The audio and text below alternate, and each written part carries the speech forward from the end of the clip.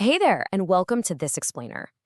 If you've ever stared at a messy system of inequalities and just wondered how on earth it translates from abstract math into a clear visual strategy, well, you are in exactly the right place. Today, our ultimate goal is mastering inequalities in two variables, and then we're going to use that to unlock the real power of linear programming.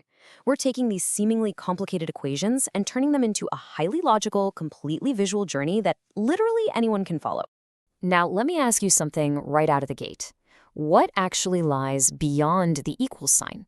For a long time in math, the equal sign was kind of the absolute destination, right? Just a single point or a single line. But today, we are totally breaking out of that conventional, one-dimensional way of thinking. We're going to see exactly how inequalities open up entirely new dimensions and these vast regions of possibilities that we can actually navigate. Okay, let's dive into this. Here is our roadmap for today. We'll start with beyond the single line, then move into drawing the boundaries, finding the feasible region, the power of optimization, the corner point principle, and we'll wrap it all up with an exam survival checklist. Let's kick things off with Section 1, Beyond the Single Line. We're expanding from 1D to 2D spaces. So, here is our first real building block. The second you introduce an inequality with two variables, like your classic x and y, it instantly stops being just a single narrow path on a graph. Instead, an inequality involving two variables describes a massive region of the coordinate plane. Think of it like this. The inequality literally splits the entire 2D world right down the middle into two distinct halves. And our fundamental mission? It's simply to figure out which of those two halves actually holds the correct answers, because the required solutions live entirely in just one of these regions. Moving on to Section 2, Drawing the Boundaries. It's time to set up the fences. To figure out which half of the coordinate plane we actually need, we first have to draw the boundary dividing them. You can basically think of this boundary as setting up a fence. To do this, we just temporarily replace our inequality sign with a standard equal sign, really just to get our bearings. Now, what's really interesting about this is the strict binary rule for how we construct that fence. Take a look at the left side. If you have a strict inequality, meaning strictly less than or strictly greater than, you absolutely must use a dash line. Why? Well, because the boundary line itself is not included in the solution. It's kind of like a porous fence. You can get infinitely close to it, but you can't stand right on it. But on the right side, for non-strict inequalities, like less than or equal to, we use a solid line. In this case, the boundary is included. It's a solid brick wall, and those points actually count as valid solutions. All right, so the fence is up, but how do we confidently know which side we're supposed to shade? Well, we follow a very methodical four-step process. Step 1, draw the boundary line we literally just talked about. Step 2, choose a test point. And honestly, the absolute easiest choice is almost always the origin point, 0, 0. Step 3, substitute that test point back into your original inequality. Step 4, if it gives you a true mathematical statement, you shade the side containing that test point. If it's false, you shade the complete opposite side. Really, testing the origin point is the quickest, most foolproof way to find out which side of the fence is the right one. Now, if you want a shortcut, and who doesn't, here are some really handy memory hooks for graphing. If your inequality is written in the standard form, y is greater than mx plus c, just think up and shade above the line. Simple, right? And if it's y is less than mx plus c, think down and shade below the line. I do need to give you a quick reminder, though. This trick only works perfectly when the inequality is already solved for y. So if your equation starts differently, let's say it's 2x plus y is less than or equal to 6, you just need to algebraically rearrange it first to get y all by itself. Let's move right along to Section 3, Finding the Feasible Region. We are entering the VIP zone. Let's see how this all builds together when we start stacking multiple inequalities on top of each other to create a really strict set of combined rules.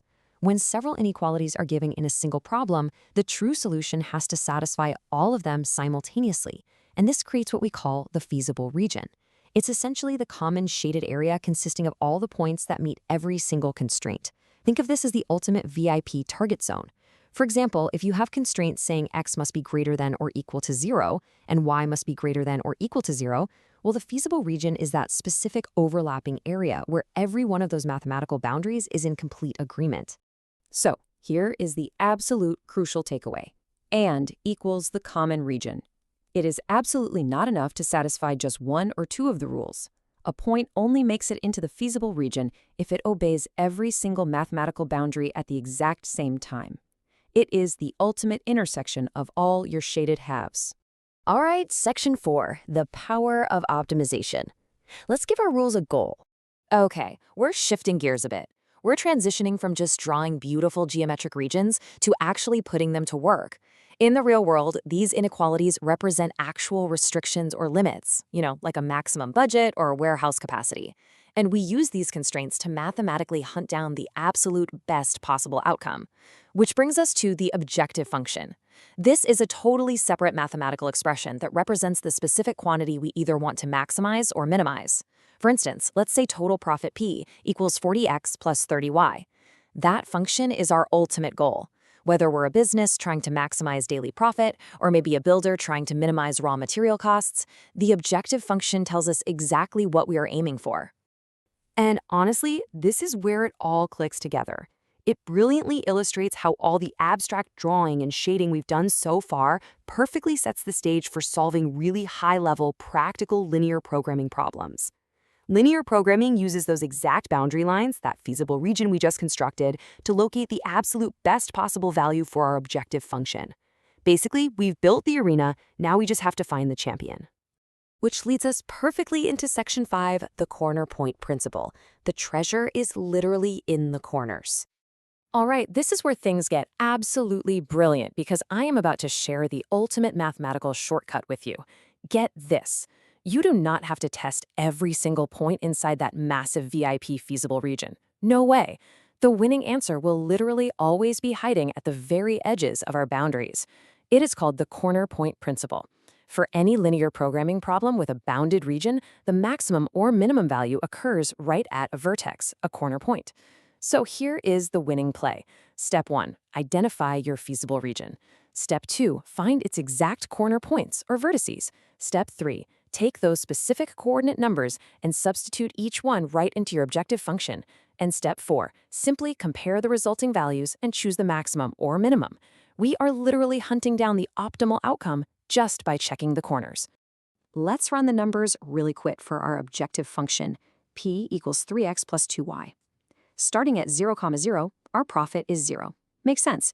Moving over to 4, 0, we jump up to 12. Okay, getting warmer. Next, at corner 2, 4, we do the math and hit 14. Finally, checking corner 0, 6 drops us back down to 12. Look at that. Comparing all our results, the climax of our math problem is undeniably clear. 14. 14 is our absolute maximum possible value. By strategically testing only the vertices, we just proved that peak performance happens exactly at corner point 2, 4. We skipped testing hundreds of completely useless internal points and went straight for the treasure in the corners. It's almost like a cheat code. Finally, Section 6, the exam survival checklist. Consider this your secret weapon. Look, we all know doing this under the ticking clock of an exam is stressful and it can trigger some serious anxiety. So I promise you this is your ultimate defense against dropping easy, totally avoidable points. Let's look at the common pitfalls. Mistake 1, using the wrong boundary equation entirely. Just double check your transcription. Mistake 2, drawing a solid line for a strict less than or greater than inequality. Remember, that is a porous fence. It absolutely needs to be dashed. Mistake 3, shading blindly without testing a point like 0, 0. Never ever guess, always test.